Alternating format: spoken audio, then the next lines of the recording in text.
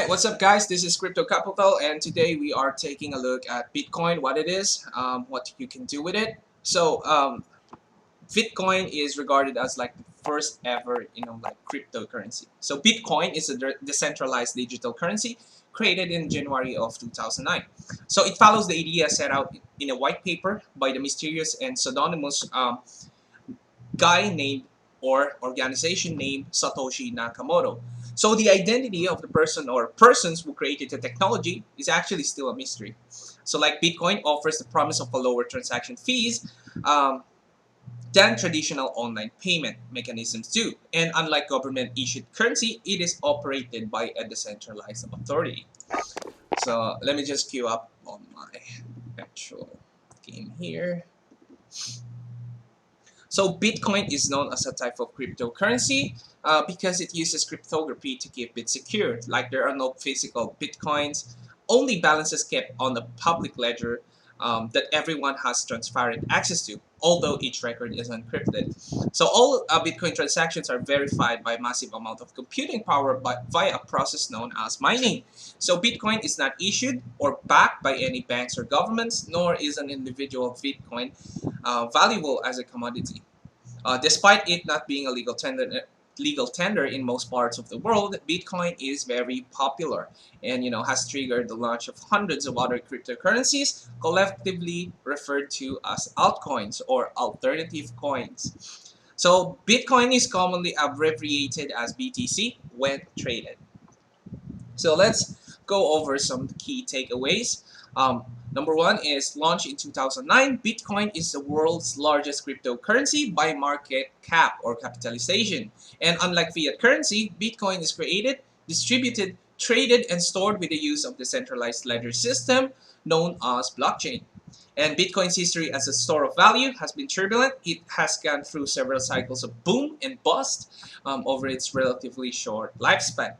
And as the earliest, virtual currency to meet the widespread popularity and success, Bitcoin has inspired a host of other cryptocurrencies in its wake, just like Ethereum.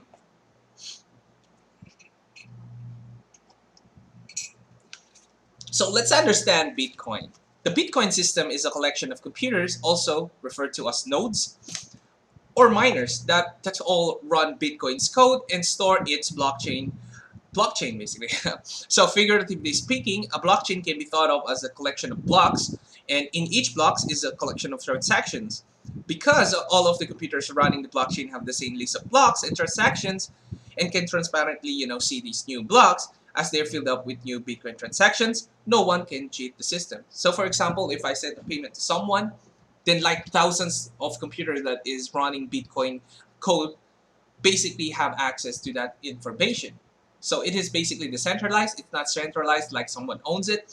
So you cannot cheat the system, right? Because there's thousands, if not millions, of like miners running the Bitcoin code and have access to that information. So if I said I paid $1, then in all of the record of those miners is gonna be $1. So right.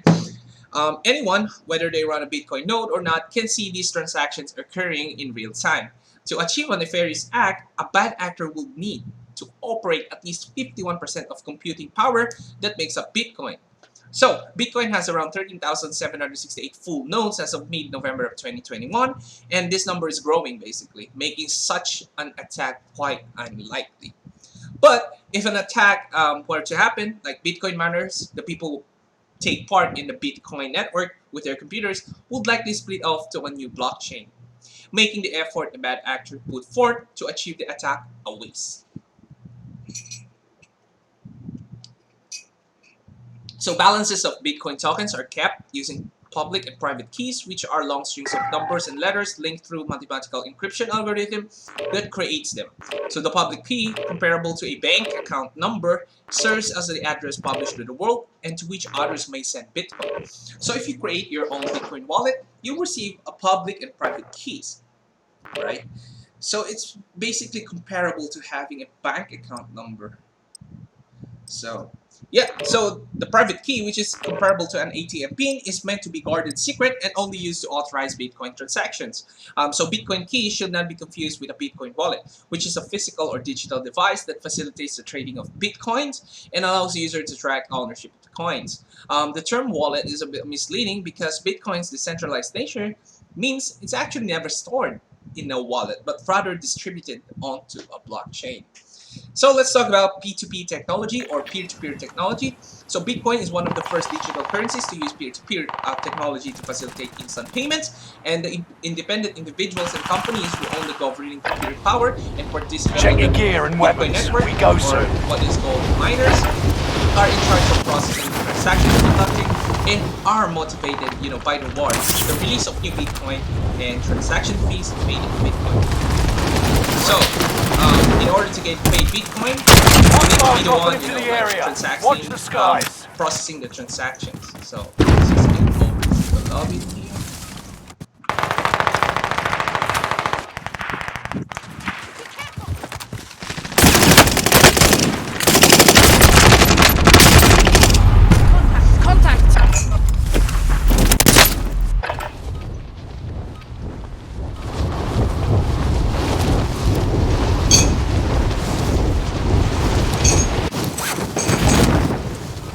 Alright, let's talk about Bitcoin mining for a second. So Bitcoin mining is the process by which Bitcoin is released into circulation. Generally, mining requires solving computationally difficult puzzles Preparation's done. to discover a new Time block, to which is deploy added to to the the blockchain. Warzone. So Bitcoin mining adds and verifies transaction reward across the network. Miners are then rewarded with some Bitcoins. The rewards is halved every 210,000 blocks. So the block reward was 50 new Bitcoins in 2009. On May 11 of 2020, the third halving occurred, bringing the work for each block discovery down to 6.25 Bitcoins. So a variety of hardware if you want to mine Bitcoin, to earn some Bitcoins. Does anyone need this? Some yield higher rewards than others, but certain computational circuits or ASICs miner and more advanced processing units such as GPUs can achieve more rewards. These elaborate mining processors are known as mining rigs. For Bitcoins as of 2022, the more viable option is to just basically have a massive mining rigs because those are much more powerful and can compute much more efficiently compared to GPUs. But for mining Ethereum or ETH, the most probable mining rig that you want to come up with is gonna be composed of GPU or video cards. Next objective That's why updated. the prices of video cards are rising up each and every day. Right, so let's just play Call of Duty here.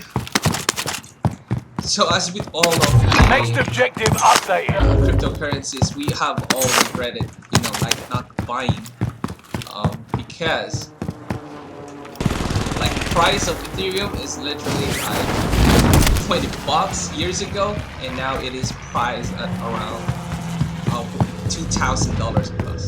So literally, if you have invested like you crushed it. $20 before, then it's basically worth $1,700 now. But as always, this is not a financial advice. So Bitcoin is a little, or Bitcoin and Ethereum is a little bit mature now. So yeah, basically you own your own research. This is not a financial advice.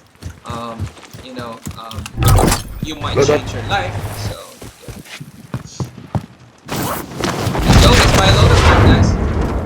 Yep. Take the money. Yeah, grab my money. It's right here. Spotted some cash.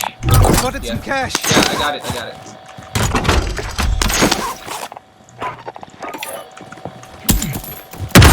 Got a loadout drop inbound.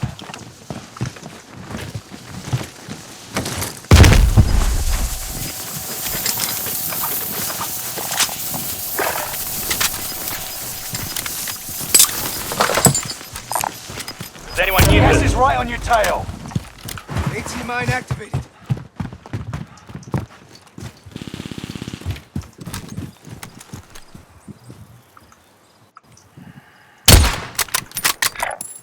Destination marked.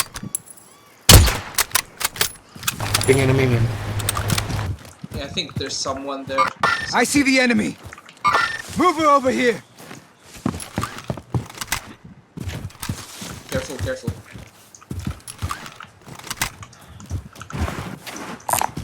Need mid-caliber rounds.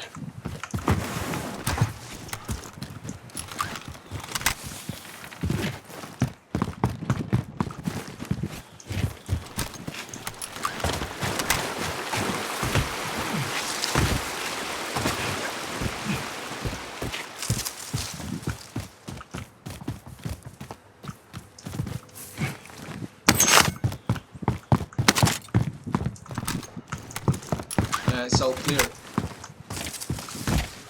Alright guys, so that's it for today's video, where we talked about Bitcoin and some information regarding it. See you on the next video. This is Crypto Capital signing off.